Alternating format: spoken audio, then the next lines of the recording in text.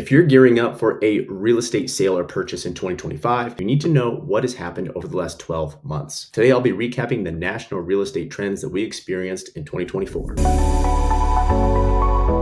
Hey everyone, it's Jason and welcome to the Good Form Real Estate Show. If you're anything like me, you're winding down your year, reflecting over the last 12 months, and eagerly looking forward to the new year ahead. Now, whether you're considering a new primary residence or you're focused on building your investment portfolio, it's always a great use of time, especially at the end of a year, to look back at where we started and where we are today so that we can make smart decisions as we begin the next real estate selling cycle. Today, I'm going to break down the highlights of this 2024 residential real estate market with a few predictions for 2025 sprinkled in at the end. Let's get started. Let's start off by talking about inventory. We are wrapping up 2024 with 26% more homes on the market available for sale than we did last year at this time. And this is only 17% fewer homes on the market than we had at the end of 2019. So let's take a look at this really great chart here. And kudos to the folks over at Housing Wire and Altos Research for putting together this really digestible information for us from multiple MLSs. That's not easy to do. So notice how at the end of every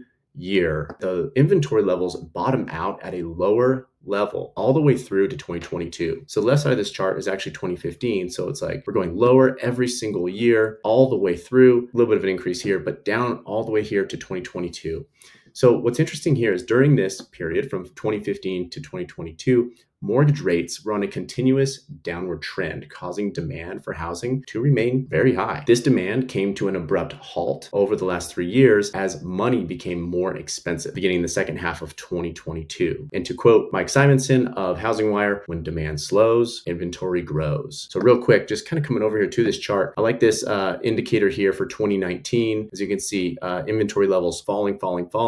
We know interest rates are falling around this same time. We saw a little seasonal increase here because that's the beginning of a calendar year, and then they came back down. This here happens to be the beginning of 2022 and 23. So this is the end of 22, and you can see this is when the inflation control machine came back on, increasing rates, causing affordability to really go through a tough time since the COVID surge. Moving on, let's talk about pending home sales. Now, although sales feel slow compared to the pandemic surge, we have seen more sales nationwide almost every month go into pending status, which is different from closing, almost every month of 2024 than we saw last year. Now, the sluggish feeling of this year is in large part, in my opinion, due to the lock-in effect, where we are just seeing fewer sellers bringing their home to market because they're just not too thrilled to let go of a lower interest rate in exchange for a significantly higher rate when home prices haven't come down much. Now, with that said, the further in the rearview mirror that those low interest rates become, we are noticing a loosening of the grip of that lock-in effect. And so we have nationwide 51,000 on average new sales going into pending. This vertical bar here, sales slowed with the rate jump in October of 22. Every time affordability gets worse, we're going to see an uptick in inventory, and we're probably going to see a downtick in pending sales and buyers making offers, which is exactly what we see here. I like how Housing Wire actually highlighted this steep vertical drop of this light red line. That is 2022. And you'll notice that the year has remained more stable with fewer extreme increases or decreases in the contracts pending. Does this mean we're entering kind of a new normal? That could be the case. Moving along, let's talk about home prices. They have actually held up this year. Home prices nationally are up about 5% over last year. So let's take a look here. This chart, this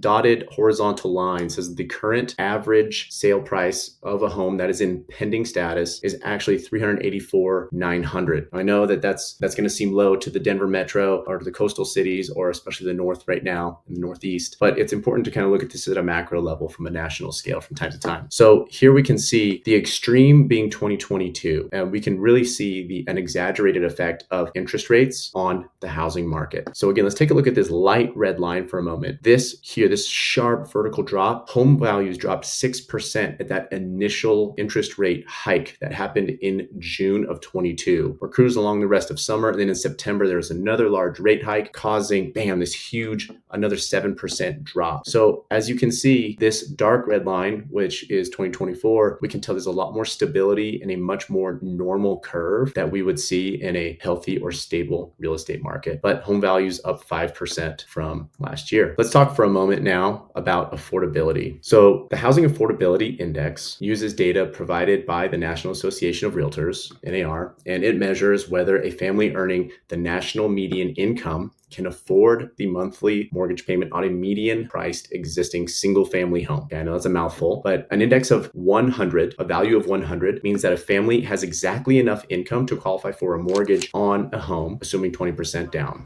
And the higher that index value, the more affordable a house is to a family. So let's take a look at this Housing Affordability Index chart here. So this January mark here, where you see my mouse move up and down, this is the beginning of 2024. Obviously before that, it's going to be 2023.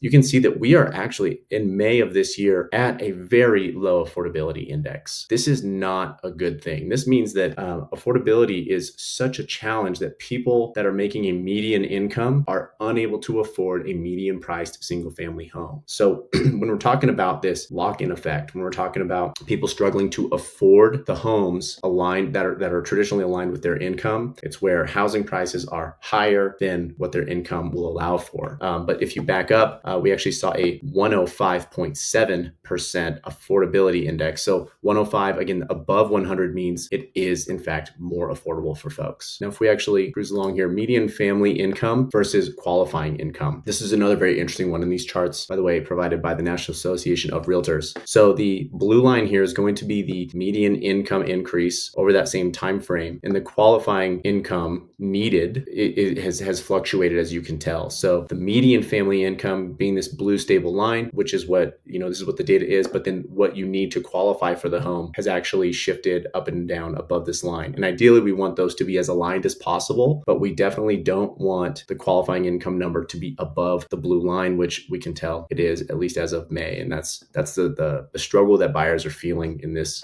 market today. Let's talk about price drops. Nationwide, the percentage of properties with price reductions has come in at 38.4%, which is way up here at the top of this chart. Now, this is aligned similarly to 2023, which is below the number of price cuts in 2022. Notice all these gray lines on the lower part of this chart. Now, the lowest of which is 2020, when we had only 25% of listings at the end of the year with a price drop. And again, this is nationwide data. You can also tell from this chart that it's not uncommon to have the highest number of price drops at the start of the fourth quarter, as sellers want to incentivize buyers to make offers. So it's not uncommon, again, to have a price drop as we approach the end of the year. So it's nothing to be alarmed of, but it is interesting to see that we are now achieving something that seems more stable. When you look at 22, 23, and 24, the grouping is pretty tight. Now let's talk about the predictions for 2025. All the major real estate portals are making their predictions at the end of any given year. So let's start with 2025 mortgage rate forecast. The price prediction range is kind of in this 5.75 range up to 7.25. Now, that's a pretty big 1.75% spread there. That will be interesting to see where rates land, but nobody is expecting rates to go down much. Now, my prediction is personally, if we see, as the data has shown, if we get into the mid sixes, low sixes, and if we start to hit a 5, we're going to see a large influx of sellers willing to put their home on the market and buyers coming off the sidelines. But as you can see here, we have Goldman Sachs predicting 6.1, Realtor.com 6.3, Fannie Mae 6.4. This is Housing Wire predicting the 5.75 to 7.25 range.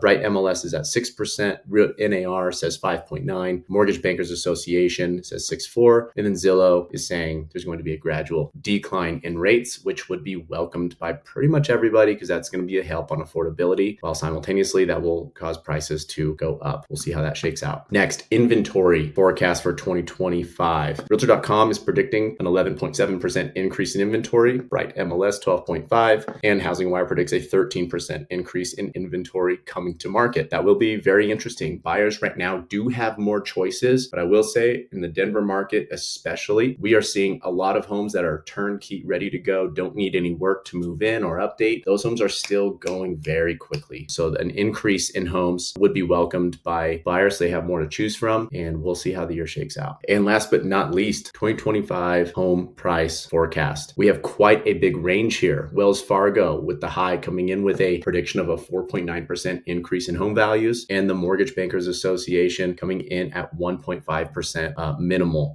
This is, of course, something to consider. Is this is on a national level, so this is not going to be evenly spread throughout the nation. In fact, currently the North and the Northeast specifically are seeing very tight inventory levels and increasing prices, where the Sunbelt states are actually starting to see highest inventory levels ever. So it's not evenly distributed, is something to keep in mind. This will be hyper local for your market. So one tool that I like to actually use here is Realtor.com has a chart, and we'll link this down in the show notes for the metro hotness. And it's the hottest real estate markets based on the current month. And they're always about a month and a half behind the current data as they are analyzing all the information that comes in. But everybody here, except for Wyoming, they can pull data from. So what we're looking at is what is the hotness ranking. And this is based on how many homes are available, what is the speed of the homes going under contract, and what is the list to close price ratio. It's a good resource if you want to start seeing, hey, where are things hot. But as you can see, this Northeast quadrant is very red and the Sunbelt states very blue. Pretty interesting to see the lack of uniform distribution of real estate enthusiasm, if you will. So again, hey, I'm Jason.